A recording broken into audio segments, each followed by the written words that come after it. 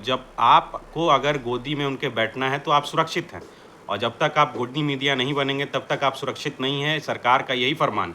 और जो भी सरकार के विरुद्ध अपनी आवाज़ उठाएगा तो वो इसी तरह हत्याकांड में उसका जो है मार दिया जाएगा। यही एक रुचि भूमिका दिख रही है। आज क्यों नहीं सरकार इस पे ध्यान दे रही है कि पत्रकार जो स्तंभ होते हैं, हमारे अपने पिलर होते हैं, तो उसके ऊपर क्यों नहीं ध्यान दे रही है? क्या सच्चाई दिखाना, जो समाज में चल रहा है उसको दिखाना कहीं से आपको गलत बात तो नहीं है? तो सरकार को इसकी सुरक्षा पूरी नैतिक जिम्मेदारी भी लेनी चाहिए।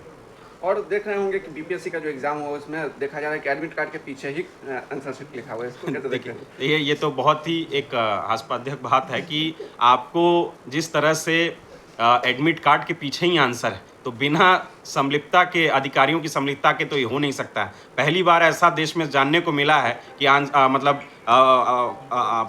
प्रमाण पत्र के पीछे ही जो है आपको वहाँ पे आंसर्स लिखे हुए हैं। तो मुझे लगता है कि बड़े उच्च अधिकारियों की इसमें मिलीभगत है। कहने के लिए ये लोग कहते हैं कि हम लोग बीपीएससी की बहाली कर रहे हैं, हम ही लोगों ने लोगों को नौकरियां प्रदान की हैं। लेकिन ये कैसी नौकरियां प्रदान कर रहे हैं कि जैसे ही आपको परीक्षा की घड़ी आती है, बच्चे मेहनत करके इस मुकाम तक पहुंचते हैं, परीक्षा देते हैं, तो आप बताते हैं कि परीक्षा यह निरस्त हो गई, ध्वस्त हो गई। क्यों? क्योंकि एग्जामिनेशन पेपर लीक हो गया। तो ये किसकी जवाबदेही है? ये पूर्ण रूप से सरकार की जवाबदेही है। वो लोग चाहते ही नहीं हैं कि बच्चों को, शिक्षकों को मतलब नौकरियां मिले।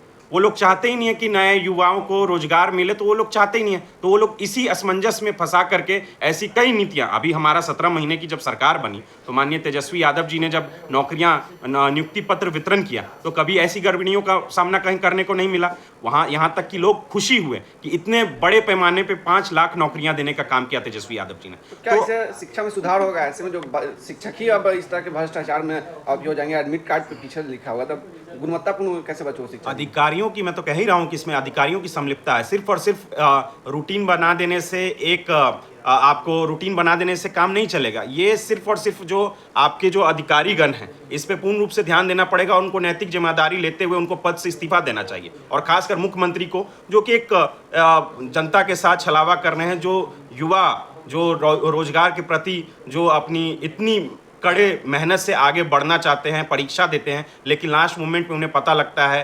एग्जामिनेशन फीस देते हैं, अरबों का एग्जामिनेशन फीस वहाँ पे डिपॉजिट होता है, लेकिन लास्ट में जब पता लगता है कि उनकी सारी मेहनत जो है साल भर की बर्बाद हो गई। अब आने वाला समय कब देगा, कब ये चुनाव खत्म होंगे, तब इन लोग अनाउंसमेंट करेंगे, आएगा भी कि नहीं आएगा, पूरा असमंजस की स्थिति में रहता है। क्या नीतीश कुमार है तो कुछ भी संभव है सर? नीतीश कुमार है तो बिल्कुल ये यहाँ पे जो भ्रष्टाचार की नीति है वो एक बड़े पैमाने पे चली।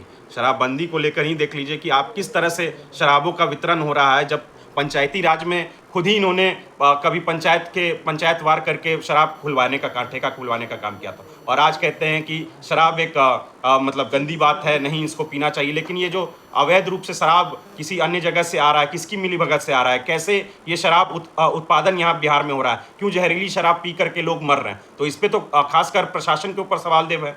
तो इन सब चीज़ों को ध्यान रखना चाहिए। शराबबंदी जो है उनका लागू है, उसको बंद कर दिया जाए या खोल दिया जाए, या फिर और उसमें सुधार लाने की जरूरत है? सुधार लाने की ज़रूरत है। अगर इनसे नहीं संभल रहा है तो खोल देने की ज़रूरत है, क्योंकि जो दोषी रहते हैं उनके ऊपर कार्रवाई नहीं होती है। जो निर्दोष होते हैं उनको किसी न किसी कारणवश इसमें फंसा दिया जाता है। आप देख सकते हैं कि आज के परिवेश में जो बिहार में चल रहा है, खासकर दारूबंदी पे ही जो प्रशासन है वो घूमते जा रही है, लोगों को फंसाने का काम कर रही है। तो अधिकतर जगहों पे ये सब चीज़ों का सामना करने को मिला है। मान के चलिए कि कहीं किसी जगह पे इंफॉर्मेशन उनको मिलती है कि शराब वहाँ पे बरामदगी है, लेकिन उस घर में जब वो चेकिंग करने जाते हैं वहाँ शराब की बरामदगी नहीं होती है, तो वहाँ के परिवार लोगों को क्यों टॉर्चर किया जाता है, क्यों मारा पीटा जाता है? ये सबसे बड़ा सवाल है। लेकिन प्रशासन अपने ही हिसाब से अपना काम कर रही है, तो ये बड़ी दुख की बात है।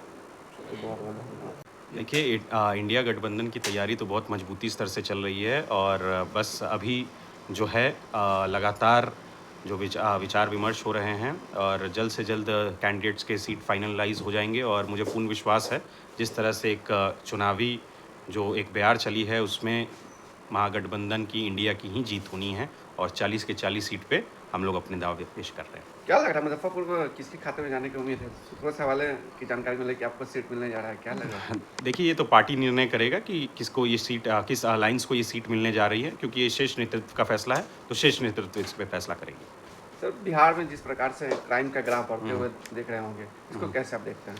मैं तो पूर्व से भी कहते आ रहा हूँ कि सुशासन बाबू की सरकार कहने के लिए सिर्फ है, लेकिन वो सुशासन नहीं है। ये आज पूर्ण रूप से यहाँ पे जो है ये हत्यारों, लुटेरों की एक पूर्ण रूप से बिहार जो है उसके परिवेश में चले जा रहा है। और आज जो प्रशासन है अपने मनमाने तरीके से काम कर रही है और जिससे जनता जो है पूरी बौखलाई हुई है और इसका जवाब जो है आपको 2024 के जनरल इलेक्शंस में आपको देखने को मिलेगा।